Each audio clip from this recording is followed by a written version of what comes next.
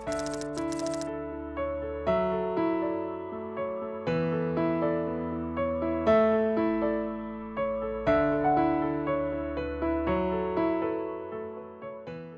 আমরা চলে আসছি হচ্ছে কলয়েডের প্রকারভেদে। সো প্রকারভেদটা আমরা কিভাবে করব একটু বলে রাখি।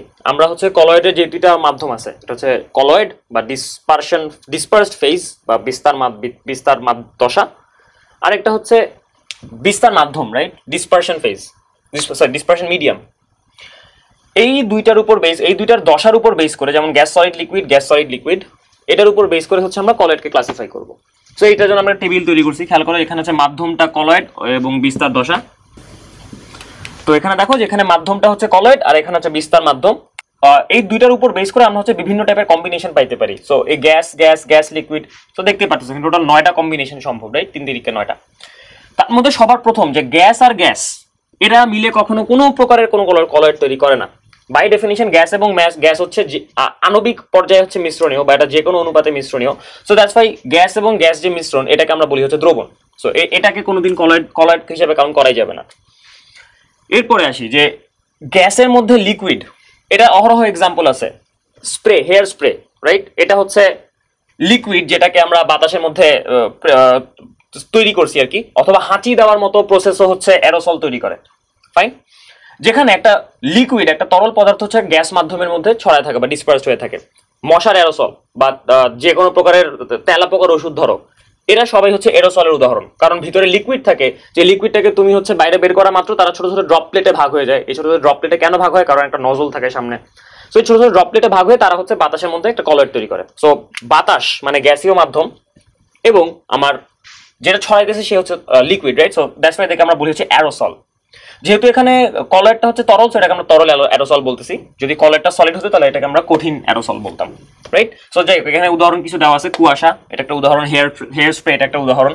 তারপরে আছে কঠিন অ্যারোসল। কঠিন অ্যারোসল হচ্ছে ধোঁয়া, যেখানে সলিড পার্টিকেল হচ্ছে বাতাসের মধ্যে মিশে থাকে, রাইট। এইটাকে কখনো ধুলার সাথে মিশাবা না। ধুলাবালি, যেটা ধুলাবালি হচ্ছে সাসপেনশন। যেমন ধরো যে একটা রাস্তা, ধরো যে মৌচাকের রাস্তা, এখন তো আর অবস্থা নাই, এখন ধরো রামপুরার রাস্তা।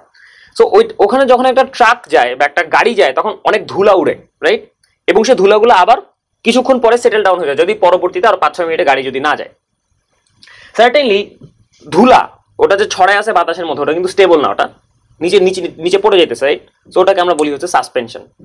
কিন্তু এটা ধোঁয়া হচ্ছে একেবারে মানে চারপাশ ঢেকে রাখে, রাইট। সো দ্যাটস ওয়াই ধোঁয়া হচ্ছে একটা অ্যারোসল। যেহেতু ধোঁয়ার পার্টিকেলগুলো কঠিন, সো এটা হচ্ছে সলিড অ্যারোসল। এরপরে আমরা আসি লিকুইড, যেখানে হচ্ছে আমার বিস্তার মাধ্যমটা হচ্ছে লিকুইড। এই লিকুইডের মধ্যে যদি কোনো একটা গ্যাসীয় পদার্থ কলয়েড স্টেটে থাকে, তাহলে সেটাকে আমরা বলি হচ্ছে ফোম।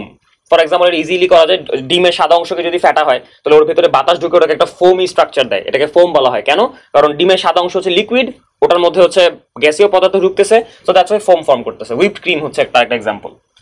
তারপরে লিকুইড, এটা হচ্ছে আমাদের সবচেয়ে বেশি জরুরি বিষয় অ্যাকচুয়ালি, কারণ আমাদের লিকুইড কলয়েডই পড়তে হবে। সো এটাকে আমরা বলি হচ্ছে ইমালশন। এখন ইমালশনের এত বেশি উদাহরণ দেওয়া যায় যে মাঝে মধ্যে যেটা করা হয়, ইমালশন এবং কলয়েডকে সেম সেন্সে ব্যবহার করা হয়। তার মানে আমরা ইমালশন বলতে বুঝাই, আমরা কলয়েড বলতে বুঝাই হচ্ছে ইমালশন বলতে বুঝাই হচ্ছে কলয়েড। কিন্তু বাই ডেফিনিশন দুইটা কিন্তু আলাদা।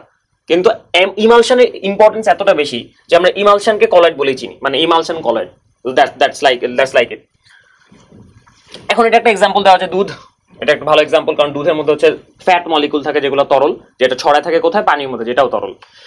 ওকে, এখন আসি হচ্ছে পরেরটা, যেখানে হচ্ছে লিকুইডের মধ্যে একটা কঠিন পদার্থ মিশে থাকে, রক্ত। রক্ত হচ্ছে খুব ভালো একটা এক্সাম্পল, সল। এটাকে আমরা সল বলি। ওকে, তারপর আসি হচ্ছে সলিড মাধ্যমের মধ্যে হচ্ছে গ্যাস, কঠিন ফোম। একটা উদাহরণ দেওয়া হচ্ছে শোলা, খুবই হালকা, রাইট, কারণ এর ওখানে গ্যাসীয় পদার্থ ট্র্যাপড হয়ে থাকে। জেল, এখানে আমরা একটু পরে আসতেছি, জেল নিয়ে একটু কথাবার্তা বলবো। সো যেখানে সলিডের মধ্যে একটা লিকুইড ডিসপার্স অবস্থায় থাকে, তাকে আমরা বলি হচ্ছে জেল। এরপরে আসি সলিডের মধ্যে সলিড, এটাকে আমরা বলি হচ্ছে কঠিন সল, ক্র্যানবেরি গ্লাস। এটা হচ্ছে ওই শো পিস হিসেবে ইউজ করা হয় বহু জায়গাতে, দেখবা। তো গুগল করলে পারবা, বের করতে পারবো যে ক্র্যানবেরি গ্লাসটা কি জিনিস। এখন আসি যে এই যে কলয়েডের মধ্যে যে কলয়েড পার্টিকেলটা আছে, সেটা যে মাধ্যমের মধ্যে ছড়ায় আছে, সেই মাধ্যমটাকে কি সে ভালোবাসে নাকি সেই মাধ্যমটাকে সে ভয় পায়? মানে লায়োফিলিক আর লায়োফোবিক। লায়োস ফর হচ্ছে দ্রাবক, এবং ফিলিক মানে ভালোবাসা, ফোবিক মানে হচ্ছে ভয় পাওয়া। সো যেই কলয়েড কণাগুলা মাধ্যমকে আকর্ষণ করে তাকে আমরা বলি হচ্ছে লায়োফিলিক কলয়েড। যেমন স্টার্চ পানির মধ্যে দিলে স্টার্চের একটা পোর্শন থাকে যেটা ওয়াটার সলিবল, অ্যামাইলোজ মনে হয় সেটা। তো সেটা হচ্ছে পানিতে ডিজলভ হয়ে একটা গ্র্যানুলার বা একটা ফাঁপা একটা স্ট্রাকচার তৈরি করে। অনেকে মনে করতে পারো যে স্টার্চের মধ্যে পানি দিলে সে পানি শোষণ করে ফুলে ওঠে। সো এদেরকে আমরা বলি হচ্ছে লায়োফিলিক। ফাইন, এদেরকে আমরা জেলও বলতে পারি মাঝে মধ্যে।